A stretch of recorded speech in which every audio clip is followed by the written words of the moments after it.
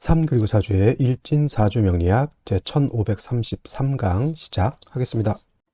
오늘은 양력으로 2023년 1월 17일이고요. 음력으로는 2022년 12월 26일입니다. 오늘 명식 이민년 개축월 을해일이 되겠고요. 일진 을해가 되겠습니다. 자, 오늘 살펴볼 사주 명식은 일간은 을목일간이 되겠고, 을목일간이 태어난 월령 축월이 되겠습니다. 자, 축월에 을목이 태어나게 되면 사주를 어떻게 배합하는 것인지 알아보도록 하겠습니다. 사주를 볼 때 제일 먼저 일간이 어떤 일간인가를 보고요. 다음으로 그 일간이 어느 월령에 태어났냐, 다음으로 일간과 월령과의 관계를 살펴 사주 8글자가 어떻게 구성되어 있느냐, 즉 격국을 놓고 보게 되는데, 오늘 일간 을이라고 하는 천간이 일간이 되겠습니다. 을은 간목 다음으로 나오는 두 번째 천간이 되겠고, 간목과 마찬가지로 목이 됩니다. 을목이, 목이라고 하는 것은 물상으로는 나무가 되는 것이고요. 나무라고 하는 것은 우리가 눈으로 볼 수 있는 것이지만 기운적인 측면에서 봤을 때 나무라고 하는 것은 따뜻한 온기를 뜻한다라고 볼 수가 있겠습니다. 즉, 이 목이 주관하는 계절이 바로 봄에 해당이 되죠. 봄, 따뜻한 봄이죠. 여름 너무 뜨겁지만, 그래서 이 봄의 기운이라고 하는 것은 나무가 잘 자랄 수 있는 따뜻한 온기를 뜻한다, 이렇게 생각하셔도 되겠고, 을목을 다시 음과 양으로 구분하게 되면 을목이라고 하는 것은 음에 해당되는 나무 음목이 됩니다. 상대적으로 어저께 공부했던 간목이라고 하는 것도 있었습니다. 간목 똑같은 나무고요. 그다음에 온기를 뜻하기도 하고, 계절은 역시 봄을 주관하는 것이 간목, 을목, 목이 되는데, 을목과 간목의 차이가 있다라고 하면은, 을목은 음에 해당되는 나무, 그 다음에 간목은 양에 해당되는 나무가 된다, 이렇게 볼 수 있겠습니다. 그래서 간목은 양목이 되죠. 비유를 하자면 이런 거예요. 예, 우리 이솝 우화에 보면은 참나무와 갈대가 있다라고 하죠. 참나무와 갈대. 근데 이때 참나무를 간목이냐 을목이냐 구분을 했을 때 참나무는 간목이 되는 것이고요. 그 다음에 갈대는 을목이 되죠. 갈대라고 하는 것 매우 부드럽고 유연해서 큰 바람이 불어도 꺾이지 않고 그 세찬 바람을 잘 타고 넘어가는 그런 특징을 가지고 있고, 참나무는 강할 것 같지만 또 그런 엄청난 시련이 왔을 때 이렇게 부러지는 또 성질이 있습니다. 그래서 간목이라고 하는 성질은 좀 강하고 거칠고 좀 인상이 좀 강해 보인다 하더라도 속마음 자체는 원래는 온기를, 따뜻한 온기를 가지고 있는 것이 간목, 을목이 똑같은데, 간목은 좀 뻣뻣하다라고 하면 을목은 좀 유연하고 좀 그런 특징을 가지고 있다, 이렇게 볼 수가 있습니다. 그래서 간목이라고 하는 것은 어저께 말씀드렸던 것처럼 대림목이라고 해서 참나무 또는 소나무 같이 이렇게 곧고 단단한 재질의 나무라고 하면, 을목이라고 하는 것은 갈대와 같다 그랬죠. 그래서 대체적으로 양류목이라고 표현하죠. 양류목이라고 하는 것은 버드나무 같이 잘 휘어지고 부드러운 성질. 그래서 대체적으로 을목은 우리가 비유를 할 때는 난초에 많이 비유를 하고요. 화초에 비유를 많이 하죠. 여러 가지 꽃을 피우는 그러한 화목이라든가 화초를 이렇게 얘기를 해서 회목이라고도 이렇게 표현을 하게 됩니다. 그래서 을목과 간목, 이렇게 양목과 을목으로 나눠지는데, 양목이라고 하는 것은 단단하고 곧고 크게 자라는 나무이기 때문에 제목으로서의 용도, 즉 동량지제 또는 동량지목으로서의 쓰임이 있다라고 봤을 때, 을목은 부드럽고 유연하기 때문에 제목으로서의 쓰임보다는 아까 말했던 꽃을 피우는 용도, 쓰임이 있다라고 해서 을목이라고 하는 것은 목화통명이 되는 것을 굉장히 좋아합니다. 즉 뭐냐면, 을목이 병화라든가 정화 같은 식신상관을 보게 되면 을목이 꽃을 피우는 그런 형상이다, 이렇게 볼 수 있겠고, 이러한 특징이 있기 때문에 간목을 예를 들어서 제목으로 쓰기 위해서는 경금과 정화를 취용할 수밖에 없겠고요. 경금으로서는 간목을 작벌하고 정화로서는 경금을 단련한다라고 하는 개념. 하지만 을목이라고 하는 것은 금으로서 을목을 작벌하는 개념은 없습니다. 병화로 따뜻하게 해주고 개수로서 을목의 뿌리를 배양해 준다라고 하면 을목이 꽃을 아름답게 피울 수 있다. 여타 여러 가지가 있어요. 병화 개수 빼고도 비경겁증이 간목, 을목, 무토, 기토, 그다음에 뭐 임수도 있을 것이고 경금, 신금도 있을 것이고 여러 가지가 있을 수 있는데, 핵심적으로 을목은 병화 개수를 쓰는데 나머지 글자들은 참작해서 쓴다. 수가 너무 많으면 무토를 쓸 수가 있겠고요. 그다음에 금이 너무 많으면 정화를 쓸 수도 있겠고, 토가 너무 많으면 간목을 쓸 수도 있습니다만은, 그것은 이제 그때 상황에 따라서 어떠한 신이 너무 많았을 때 그 병을 치료하는 약으로 쓰는 것이지만, 을목이 병화에서는 사시사철 항상 있어야 된다. 여름에는 개수가 중점적으로 필요할 것이고, 그다음에 해자축월에는 병화가 중점적으로 필요하지만 해자축월이라고 해서 수가 없어서는 안 됩니다. 또 여름이라고 해서 화가 없어서는 안 되겠죠. 그렇죠. 그래서 병화 개수는 항상 있어야 되는 것이지만 계절에 따라서 가감할 수 있다. 그리고 나머지 글자는 없어도 되지만 필요에 따라서 쓸 수도 있고 안 쓸 수도 있다. 그래서 여러분들이 이제 공부를 하다 보면 오행구조이라고 해서 모든 오행이 다 있는 게 좋다 이렇게 보시는 분들도 있지만, 물론 모든 오행이 다 있는 것이 좋을 수도 있지만은 서로 장애가 되지 않아야지만 되는 것이, 서로 장애되는 글자가 있다면 차라리 없는 것이 낫다 이렇게 생각하시는 것이 맞을 것 같습니다. 자, 다음으로 을목일간이 태어난 월령 축월에 대해서 알아보도록 하겠습니다. 자, 다음으로 을목일간이 태어난 월령 축월에 대해서 한번 알아보도록 하겠습니다. 자, 월령 축월이 되겠습니다. 축월이라고 하는 것 절기로 한번 살펴보게 되면 소한과 대한으로 구분이 되겠습니다. 소한과 대한, 중요한 것은 이제 소한이 되어야지만 자월에서 축월로 이렇게 전환이 되게 된다라고 하는 것이 중요한 것이고요. 그다음에 축월은 해월, 자월, 축월과 마찬가지로 동절이라고 하는 거, 겨울이 되겠습니다. 겨울, 엄동 설한이라고 하는 개념을 가지고 있고요. 목지 추운 혹한의 한기를 가지고 있는 것이 바로 해자 축월입니다. 물론 이제 해월, 자월 같이 축월도 북방에 속하면서, 방향은 북방이 되겠죠. 북방에 속하면서 수가 왕한 수왕절이 되지만 실질적으로 해월과 자월이 수가 왕합니다. 해월이라고 하는 계절은 수의 임관지가 되는 것이고요. 자월이라고 하는 때는 수의 제왕지, 포태법을 말하는 겁니다. 임관지 제왕지가 되기 때문에 왕하지만 축월 같은 경우에는 수의 세지가 되면서 실질적으로 진, 술, 축, 미, 월 같은 경우에는 사계월이라고 해서 이때는 토가 왕한 토왕절이 된다라고 볼 수가 있겠습니다. 그래서 해월, 자월은 을목이 해자월에 태어났을 때는 뭐가 왕한 계절? 그렇죠. 나를 생해주는 인성이 왕한 계절이지만은 축월 같은 경우는 물론 인성의 기운이 전혀 없는 것은 아니나 축월은 토가 왕한 계절이 재성이 왕한 계절이다. 그리고 재성이 왕하면서 겨울이기 때문에 재성은 어떻게 되어 있죠? 동토, 얼어져 있는 땅이 된다라고 볼 수가 있습니다. 그래서 을목이라고 하는 것이 축월에 태어나게 되면 일단 재성은 왕하고 일간 자체는 약합니다. 더 문제는 뭐냐면 땅이 얼어져 있기 때문에 을목이라고 하는 화초가 이 언 땅에다 뿌리를 내릴 수가 없겠고요. 또 겨울이기 때문에 해수라든가 자수, 지지에 예를 들어서 인성이 수가 있다 하더라도 이 수는 어떤 수입니까? 겨울이기 때문에 얼어 있기 때문에 얼음입니다. 얼음은 마치 쇳덩이 같은 금과 같은 것이기 때문에 얼지 않은 녹지 않은 수는 얼음이기 때문에 얼음은 오히려 을목을 생하는 것이 아니라 을목을 오히려 공격을 해서 을목을 죽게 만듭니다. 쉽게 말하면 여러분들 화초를 겨울에, 한겨울에 화초가 심어져 있는 화분에다가 물을 잔뜩 주고 나서 한겨울에 바깥에 딱 내놓는 것과 같습니다. 그러면 그 물이 그대로 있는 것이 아니라 물이 얼게 되고요.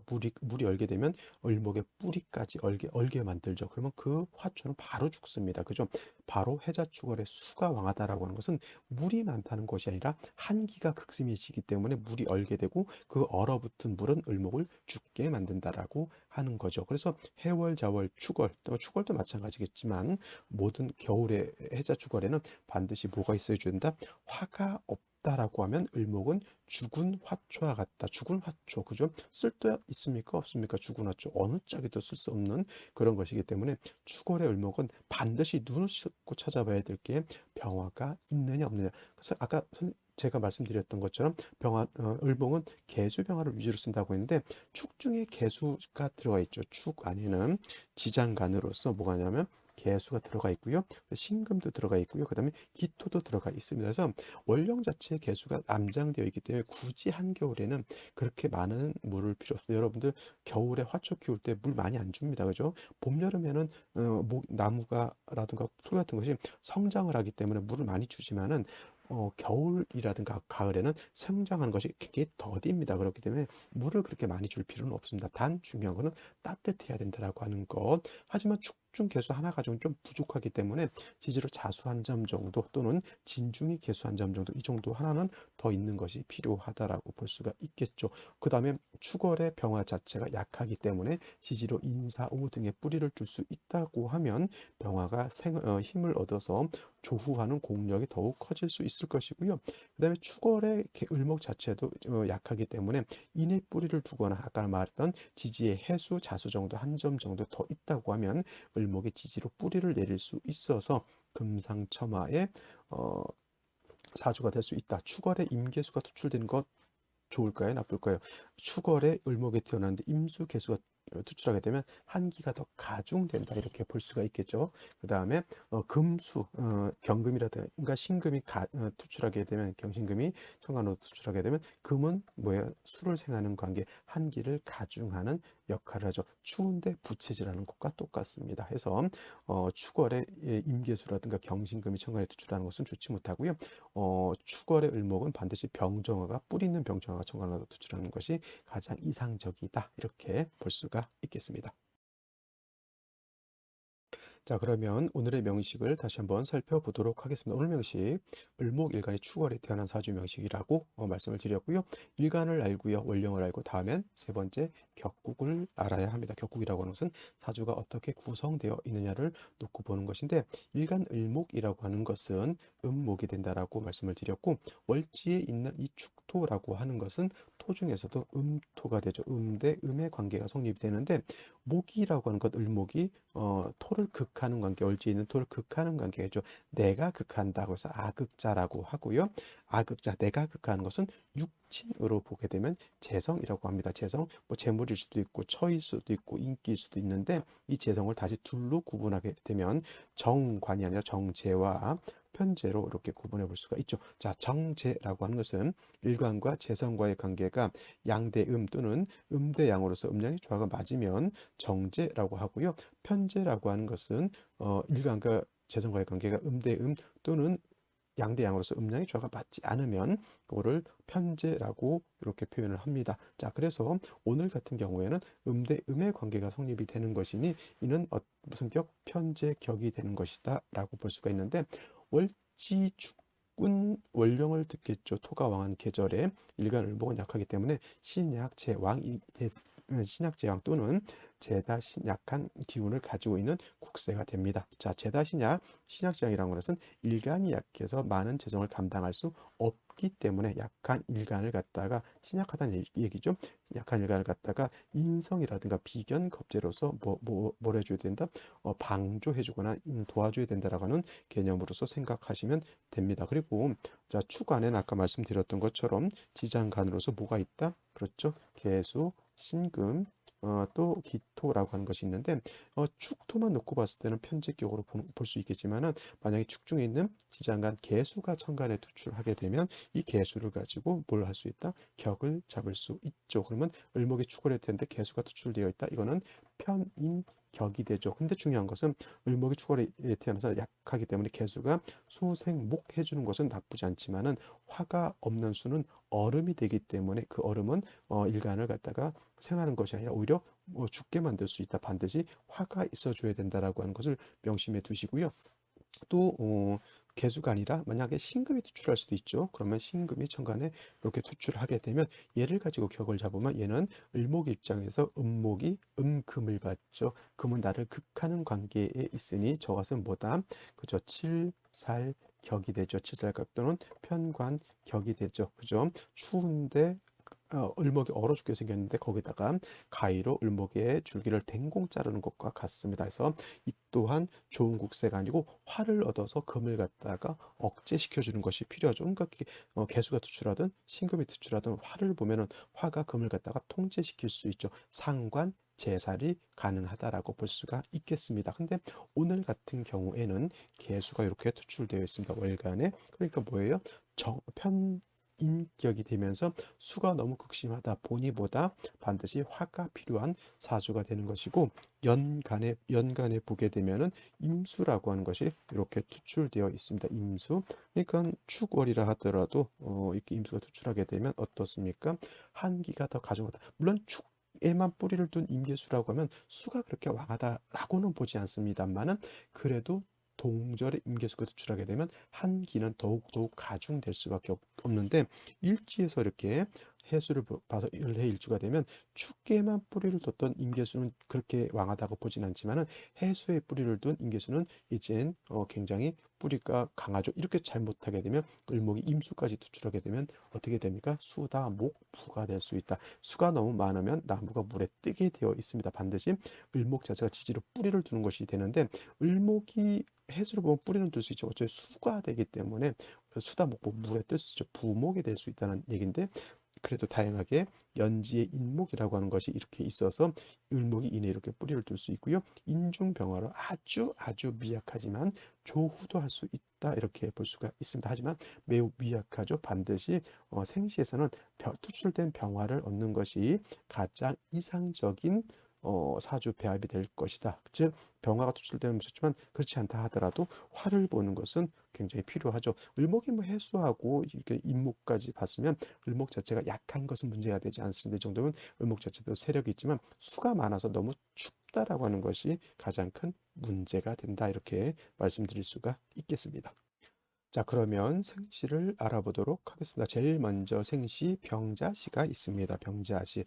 자, 병자시가 되게 되면 어떡하냐? 일단 좋은 점은 뭐냐면 병화가 천간에 투출했다라고 하는 거 좋습니다. 이 병화가 뿌리가 전혀 없는 것은 아니죠. 연지에 있는 인에 뿌리를 둘 수 있습니다. 인중병화 천간에 투출되어 있다 이렇게 볼 수도 있는데 문제가 뭐냐면 축월에 자수, 해수까지 이렇게 보게 되면 해자축을 완전히 갖췄죠. 방합을 형성하게 된다. 수가 굉장히 왕한 겁니다. 거기에다 대고 임계수가 투출되어 있으니 이 왕수가 어떻다? 병화를 갖다 공격할 수 있죠. 당연히 그래도 인목이 있기 때문에 인목은 수생목, 목생화에서 통관 자체를 할 수 있겠지만은 천간에 간목이 있었다고 하면 조금 더 좋았을 것입니다. 하지만 수가 너무 왕하다. 그러면 운은 어디로 가야 된다? 이것이 금수운으로 가게 되면 오히려 수가 더 많아지니까 좋지 못하고요. 반드시 목화운으로 가는 것이 필요하다. 목화운으로 가서 화가 살아나야지만 이 사주는 보다 크게 발전할 수 있는 것이고요. 또 병화가 투출할 수 있는 생시는 병술시가 되죠. 오히려 병자시보다는 병술시가 나은 게 천간에 투출한 무토는 아니라 하더라도 술토로서 어느 정도 수는 제압을 할 수가 있습니다. 물이 넘쳐서 범람하는 것 정도는 무토가 아니라도 지지에 있는 술토 정도로는 제방을 할 수가 있겠고요. 술토를 얻게 되면 병화가 연에만 뿌리를 둘 수 있는 것은 아니고 아주 미약하게 술중정화에도 뿌리를 둘 수 있기 때문에 이 병화를 얻는 것은 나쁘지 않다라고 볼 수가 있죠. 그래서 제가 대체적으로는 을목이 병자시를 태어나는 것을 저는 좀 좋아하는 편이지만은 오늘 같은 경우에는 수가 너무 많아지기 때문에 병자시보다는 좀 병술시가 조금 더 낫지 않을까. 금수운으로 가도 병술시가 나은 것이고요. 그 다음에 목화운으로 간다 하더라도 이 병술시가 제가 봤을 땐 조금 더 병자시보다는 낫지 않을까 이렇게 생각을 해보게 됩니다. 또 화가 투출하는 건 정축시도 이렇게 놓고 볼 수가 있는데 아무래도 조후의 차원에서 봤을 때는 병화가 정화보다는 공력이 더 크게 되겠고요. 그 다음에 정화가 인에 뿌리를 둔다 하더라도 역시나 임계수가 투출되어 있어서 정화를 극하는 것을 일간을목이 이걸 통과하지 못합니다. 천간에 간목이 있었으면 참 좋았을 텐데 간목이 없는 것이 아쉽고요. 요것 또한 마찬가지로 목화운으로 가는 것이 필요하다. 정해시 같은 경우에는 정축시나 정해시나 뭐 어차피 수가 너무 많아지는 것은 똑같습니다. 이것도 마찬가지로 딴 거 생각할 필요 없고 금수운으로 가서는 안 되고요. 목화운으로 간다. 이것이 필요한 그런 국세. 그다음에 무인시가 되면은 요거 잘 보시면 원래는 이 해수가 있기 때문에 임계수가 뿌리를 크게 얻는 것이잖아요. 축에만 뿌리를 뒀다라고 하면 임계수가 이렇게 세력을 얻었다라고 보진 않지만은 이 해수가 있기 때문에 임계수가 강한데 인시가 되게 되면 묘시도 마찬가지겠습니다만은 인시가 되면 인해 목이 되자면 수의 기운이 그렇게 왕하게 되지는 않습니다. 축월이라 하더라도 또 무토, 축월은 토가 왕한 계절이라고 말씀드렸죠. 축월에 무토가 이렇게 투출하게 되면 이 무토가 임계수를 이렇게 제하게 된다라면 이거 의외로 수가 이렇게 왕하진 않습니다. 그러면 금수운으로 갈 것이냐? 아니요. 그래도 목화운으로 가는 것이 좋은 것이 뭐냐면 역시나 이것은 무토가 천간에 투출을 했을 뿐이지 조후가 잘 된 것은 아니기 때문에 이것도 목화운으로 가는 것이 조금 더 바람직하다. 김효시 마찬가지일 것이고요. 경진시 같은 경우에는 수가 많아서 한습해지는데 아까도 말씀드렸지만 경금이라든가 이렇게 신금이 투출하게 되면 금이 일간을 공격하는 역할도 하지만은 금이 수를 생하는 역할까지 나를 좀 더 춥게 만드는 내 남편인데 나를 춥게 만들죠. 내 남편인데 나를 춥게 만들고 내 남편이 나를 어렵게 만드는 그런 현상이 나타나는 것이고요. 그다음에 신사시가 되면 신금이 투출하는 것도 좋지 못하지만 사회 상충이 되는 것 또한 좋지 못한 것이기 때문에 신사시는 피하시는 것이 좋을 것 같고요. 그다음에 임오시가 있습니다. 임오시 오를 봐서 좋을 것 같지만은 해 축에 뿌리던 임수가 또 투출됐죠. 이것도 부목이 될 우려가 많습니다. 물론 이제 목화운으로 가야 당연히 이건 목화운으로 가야 되죠. 금순으로 갔으면 반드시 특히나 여명으로 갔을 때 무신대운 때는 인신상충할 때 결코 좋은 일을 보기가 좀 어렵다 이렇게 보실 수 있겠습니다. 그다음에 뭐 갑신시, 을료시 같은 경우에도 이건 뭐 등락개갑이라고 해서 뭐 좋게 볼 수도 있겠지만 역시나 해수에 신금까지 있으면 역시나 임계수가 너무 왕해진다. 당연히 한습이 문제가 되면 운은 동남 목화운으로 가는 것이 좋다 이렇게 볼 수가 있겠습니다. 자, 오늘은 여기까지 설명드리도록 하고요. 저는 내일도 찾아뵙도록 하겠습니다. 감사합니다.